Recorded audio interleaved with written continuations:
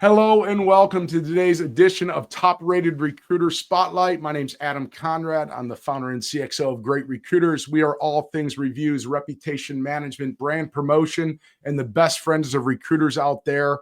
And today I am joined with Anjali Patel, a blue chip talent, a senior technical recruiter. Anjali, how are you doing today?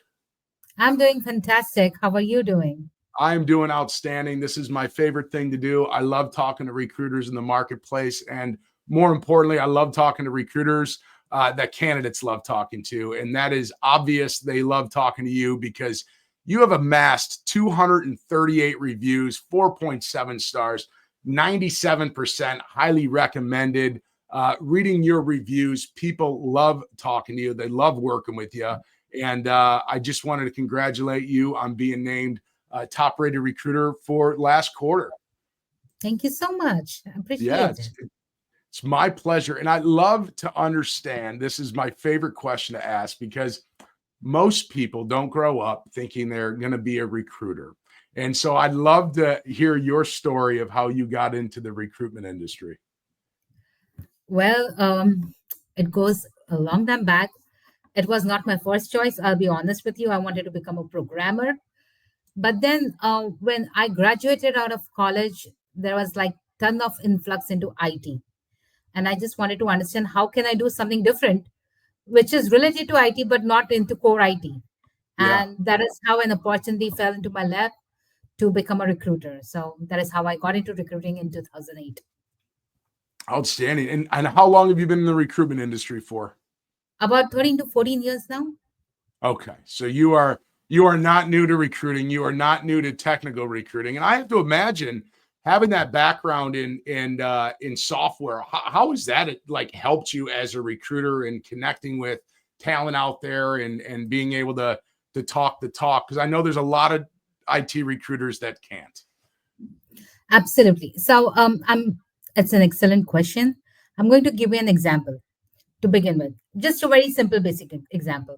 So let's say if I have a position of .NET developer. So .NET developer would use a certain skill sets.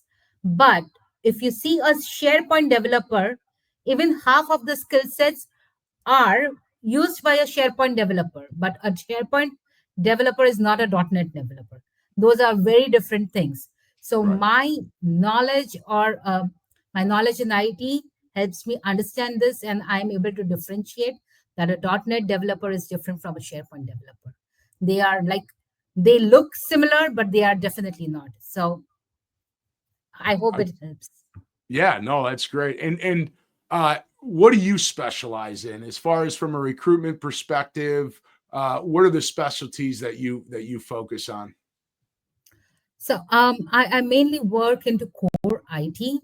Um, Everything related to Java, whatever falls under that umbrella, everything which falls under data engineering, mobile development, Android, iOS. I mean, like I've worked on like almost everything.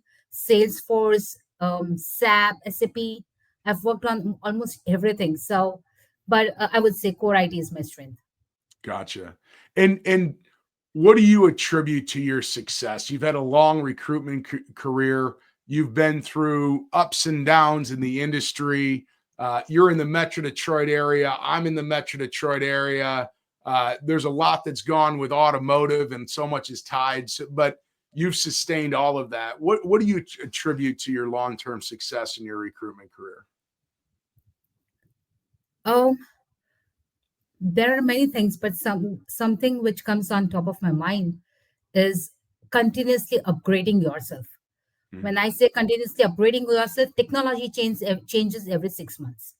I mean, like 6 months before the technology we used, most of them is either upscaled or they have got a different version or something has definitely changed. It's not the same anymore. It changes every 6 months. So to keep yourself upgraded, when I say upgrade, not get into technical hardcore coding, but to understand what is new in the market, what is upcoming in the market, that helps us, keep at par. You talk to the candidates. There is so much things which you learn from the candidates also. Like when you talk to the candidate, they talk about what skills they have been learning, or what their company has been using, or what kind of tech stack they have been using. So everything helps me to keep up to date and keep it going. Gotcha. And so are you a techie? I mean, is this like you enjoy technology as being someone who wanted to be a software, like you're into the technology, you're staying on top of it? Is this a side hustle, a side hobby for you? It is. So when you talk about technology, I am not a person who would go and use it on the back end, but I am definitely a tech savvy person, and I would definitely use it as a user or a front end person. Right. But definitely, knowledge is something that you should have. Like when I am talking about Java or any technical stuff, unless and until I don't know what is happening in the back end, I Right. wouldn't be able to recruit or screen a candidate up to their best potential. Right. Right. Gotcha. And as someone you've been doing this a while, how has great recruiters impacted you as a recruiter? um it really keeps us motivated. When you get the feedbacks, and when you get the feedback, you know what you're doing is right. It keeps you on the right track. It also gives you a um, I wouldn't use criticize as a word, but it'll use give you a constructive feedback. At Yeah. sometimes when a candidate is really not happy with you for whatever reason, it Right. can be anything. So it gives you constructive feedback. So you always have to take that constructive feedback, implement in your day to day life, and you get this transparency only through. I mean, I got this transparency through great recruiters, because unless and until we do not know what the candidates are thinking about us, we always feel, oh, we are really good and we are always in a bubble. So they are there to break your bubble and make sure you're on the right track. Well, and you haven't had your bubble burst that often from what I can see. So I think you're doing a lot of things right. But I think you bring up an important point. You don't know what you don't know. And if you're looking to establish yourself in the industry, if you're looking to continuously improve, which I think you touched on and I think is really important for recruiters, you need to have that perspective. I mean, we're there to service the candidates out there. We're there to help them. And if we don't understand where we can improve that experience, then like you said, you're living in that kind of bubble. And you have to be able to embrace it. And it definitely sounds like you embrace that. And, you know, you can't make everybody happy. And if you try, you're going to go crazy. Right. But everybody has a voice, and I love it that you're listening to it. You're taking that as constructive. You're using it as opportunities for improvement. And, um, Yeah. from what I see from the review perspective, it's working really well for you. Um, Tell me this: what is being named top rated? What does that mean to you? Um, Good question again. You're actually giving me the questions which is having my brains churning right now. So give me a moment before I let me just collect my thoughts and give you the right Yeah, answer. Top rated. Um, hmm. For me, as per my understanding, top rated would be somebody who understands the candidate, caters to their needs, and gives them the right opportunity, presents them the right opportunity, would be yeah, a top rated recruiter. gotcha. And over your career, I'm sure you've learned a lot of things that have helped you be successful. What is one piece of advice you would like to have gone back and told the uh, yourself in your first year of recruiting? What is the biggest lesson you learned that you wish you could go back and tell yourself? Now this is a tricky question again, because when I started recruiting and today's recruiting, it's like a generation gap. Yeah, So yeah, we didn't have so much of social media or LinkedIn at that point of time. We were more dependent on traditional job portals. Um, so, but hmm,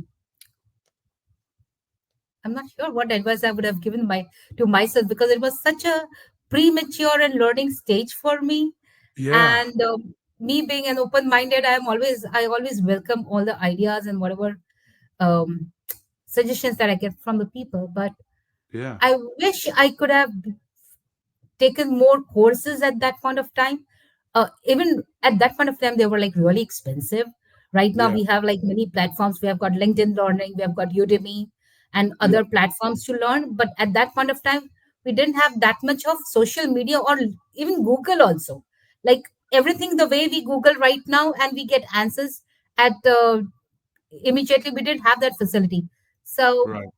yeah, I just feel I should have done a little bit more research when I started. That's Yeah. about it. No, that's good. And you know what? It's a great perspective. What do you think recruiting's easier or more difficult now? Because you bring up a great point. When I started, we had job boards, right? I was around when LinkedIn came into the fold. And I remember I just made a post, right? The job boards would would get rid of recruiters. LinkedIn would get rid of recruiters. Automation would get rid of recruiters, right? There's all these things that recruiters have faced. But I'm curious, do you think recruiting today is easier or more difficult than it was when you began? So again, good question, and I've got a fantastic answer for this. I think so. So there is pros and cons for everything in life. Yeah. Earlier, it was difficult to find candidates. It was difficult to find the skill sets and understand the rec because lack of social media or usage of internet. Right now, everything is easier, but then because it is easier for us, it is easier for candidates also. So if a candidate has to make up their resume, it's easier for them to make up their resume. So it Mm, becomes very difficult. Like if I have to screen a candidate on just basis of their resume, it becomes very difficult right now to yeah. understand whether the candidate has really worked on those skill sets or has just made up the resume. Yep. So I would say it's pros and cons, but definitely finding talent is a little bit more easier right now because of the social media. We have got Sure. LinkedIn and other stuff. So I think it's a little bit more easier now. Gotcha. And what advice would you give to job seekers today? Uh, I have a different kind of advice for a different range of job seekers. So Hmm. let's say a candidate who is just coming fresh from college or university. I think for the first 2 to 3 years, they should just invest in learning. They should Mm, not run after money like, oh, I need so much money, or I need $50 per hour, or or $40 per hour. I understand money is important, but they need to understand that they are in a race or they are in a competition where there are already lacks about hundreds of thousands of candidates who are more experienced than them. mm. So at for first 2 to 3 years, they should definitely stick to learning, understand the skills, try to do different projects, try to do meaningful projects. That is the advice I would give to people who are like just freshers. And I don't think I have any advice for people who are seasoned right now. No worries, no worries. Well, outstanding. Well, Anjali, I appreciate you joining us here today. If you are looking for a recruiter that is specializing in IT, knows what she's talking about, understands where she can help align you, look no further than Anjali Patel over at Blue Chip Talent. And you will read her reviews. They will be posted down in the comments. Ways to connect with Anjali will be down there as well. But just read the reviews. She obviously understands what she's doing. She's helped a lot of people throughout her career, and people keep coming back. And so I just want to congratulate you again, Anjali, of being named top rated recruiter for Q4, and wish you all the best of luck here in 2025. Thank you so much. Thank you so much. My pleasure. All right. It was a pleasure talking.